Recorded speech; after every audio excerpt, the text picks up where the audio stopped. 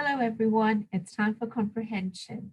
Please make sure you've got a paper and pencil ready to answer all the questions for today. Right, we'll start with this picture where you can see the wolf and all the thanes celebrating and walking their way back to Hurod with guess whose head? Yes, it is Grendel's head. Right, here we go. I'll start from the bottom two lines here where my pointer is. We have brought back for you, great King of Denmark, all these trophies of our victory. They were heavy indeed to carry, but our heart song made light of the burden. I will not pretend to you it was easy, my lord. It was a close run thing, this fight underwater, a fight I very nearly lost before it had begun. Runting, fine weapon though it is, was useless against this she-wolf of the deep. But God was with me, and I thank only him for my victory. I snatched up another sword, a giant of a weapon, hanging there on the wall, and with it I avenged all the murder and misery inflicted on you by this family of fiends. First the monster's head I severed, then this grisly reminder still lying there from that earlier conflict. Your enemies are dead. You have your peace back, so all of you may now sleep safely in Hurod. We have seen the last of them, my Lord King. Everyone here can rest assured of that, I promise you. Then Beowulf presented to the silver-haired king the golden hilt, all that remained of the giant sword that had done such damage to the fight. So the hilt belonged fittingly to Hrothgar, the best and wisest of kings. He spoke now to the silent hall. Beowulf, my friend and best of men, your name and your nobility will resound throughout the world, even in the farthest corners. I marvel not only at your strength, but at the wisdom of one so young. Stay as generous and peaceable as you are, Beowulf. Do not become as other heroes have before you, so tuned to battle that a thirst for blood consumes you. I tell you this because I am old in years. Right, I will pause there for our first question for today. What gift does Beowulf give to Hrothgar? Right, you can read the text over here and find your answer. I'll carry on. I tell you this because I am old in years, and I know that all men, however noble and fine, are frail, and our lives are finite. At the height of our powers, when triumph succeeds triumph, we cannot imagine an end to our success. Pride grows within us despite ourselves. We can easily forget that our powers are God-given and should be only used in his service. Know, beloved Beowulf, that even with you the end must come. Flesh and strength will fail. You are now in the high noon of your strength, but waiting for you, and not so far away, is sickness maybe, or a slashing sword, burning fire, or drowning wave, the stab of a dagger, or just old age. Death awaits us all. I thank God in his great mercy my own death has been postponed long enough for me to enjoy this moment, the end of Grendel and his kind, to gaze in triumph at his gory head.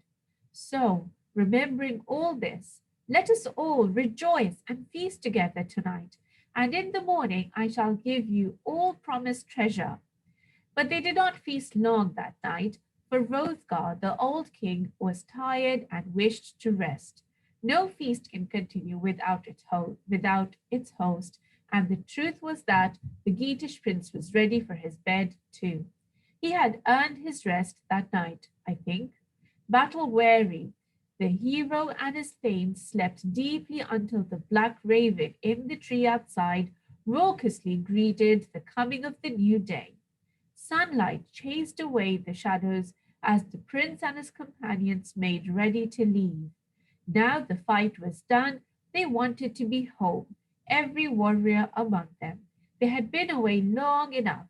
Before he left, Beowulf returned ranting to Unferth, the king's herald, and thanked him for the loan of it without ever finding fault with the blade that had failed him.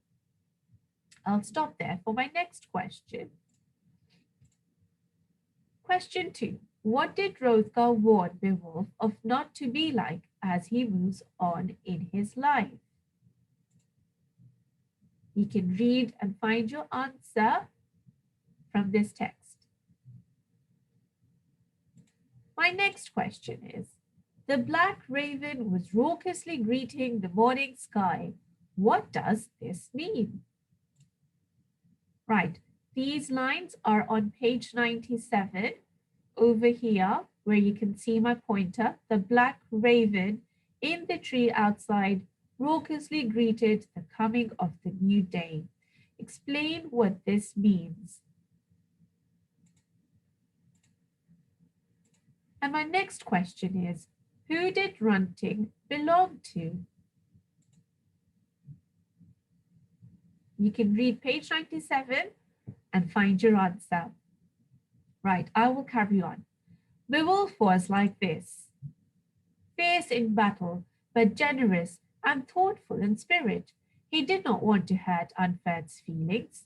Now, dressed in their armor and prepared for the journey home, Beowulf and his warriors went to Hrothgar to say their last farewells. The Geatish hero spoke first. You will understand, great Hrothgar, how we long to return to Hajlik, to see once again our home and hearth. You have looked after us royally. We shall not forget your kindness. Know also, Lord Hrothgar, that I shall always be ready to come to your aid again if you should ever need me. If I hear you are threatened by your neighbors or that any intend you harm, I shall come back with 1,000 warriors to help you. Hygelac, my young king, lord of the Geats, would I know always want me to be at your side, shoulder to shoulder, and defending you against your enemies, along with a forest of sharpened Geatish spears, if ever you should see us, you should need us. Saddened at this parting, Hrothgar, wise in his great age, spoke to Beowulf, knowing that it was unlikely he would ever set eyes on his dear friend again. Tears filled his eyes as he embraced the Geatish hero for the last time. He spoke to him as a father to his favorite son. I have never known a man at the same time so young and so wise. In you strength and wisdom are perfectly matched. How the Lord in heaven has blessed you. If any ask me, I shall say this. Should God forbid the Geats lose their renowned king through sword or sickness? Right, I'll pause there for my next question. Why is Beowulf leaving? Right, the text is right there. Look for your answer. The next question. Oh, sorry, I'm carrying on. So I was right here at the end.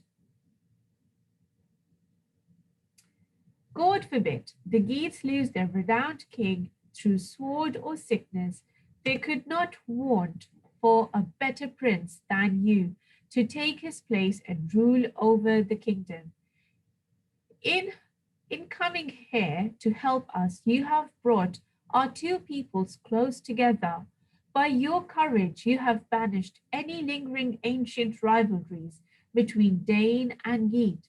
So long as I am king, our ships will cross the seas between us, filled not with spears, but only with gifts of friendship and love.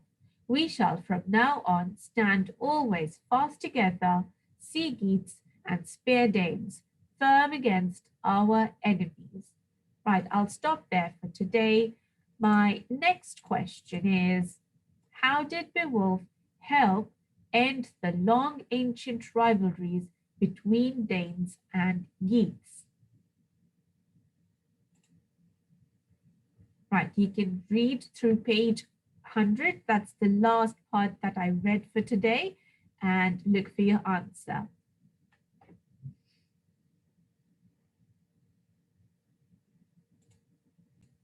Right, it's time to mark our answers now.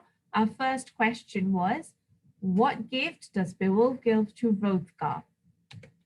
Right, the answer is on page 95. Over here, when it says Beowulf gave the king the golden hilt, all that remained of the giant sword that killed the sea hag. So if you've written the golden hilt, please mark your answer as correct. Right, the next question was, what did Hrothgar warn Beowulf of not to be like as he moves on in life? Okay, right. So the answer is somewhere on page 96 when King Hrothgar is telling Beowulf to be as peaceful and as humble as he is right now. Because with time, when triumph succeeds triumph, can you see my pointer? That's where I'm reading. When triumph succeeds triumph, we cannot imagine an end to our success. Pride grows within us despite ourselves.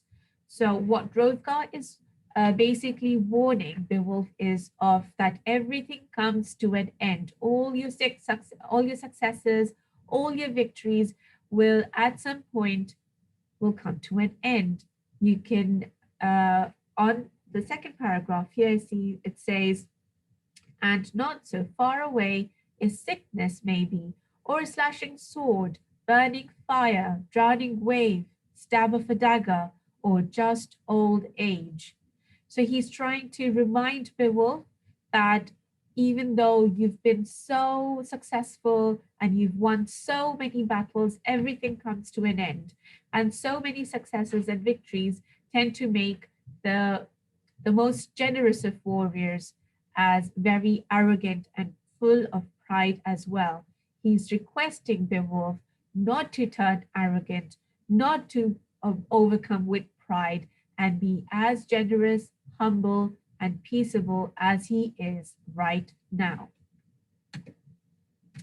The next question was, the black raven was raucously greeting the sky. What does this mean? Right, that is on page 97, where my pointer is.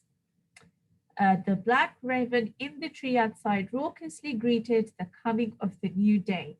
So that means that the black raven outside was very loud and very harsh as it became morning, greeted the coming of the new day or the new sky, means that he was greeting or welcoming the morning, but with very loud and very harsh. Raucously means very loud and harsh.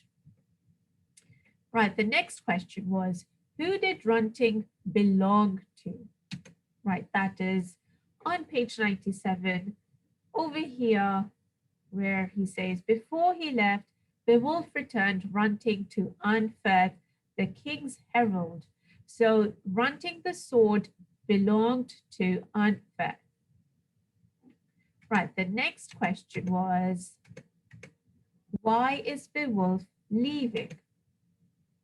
So the answer is on page 98 and a little on page 97 as well.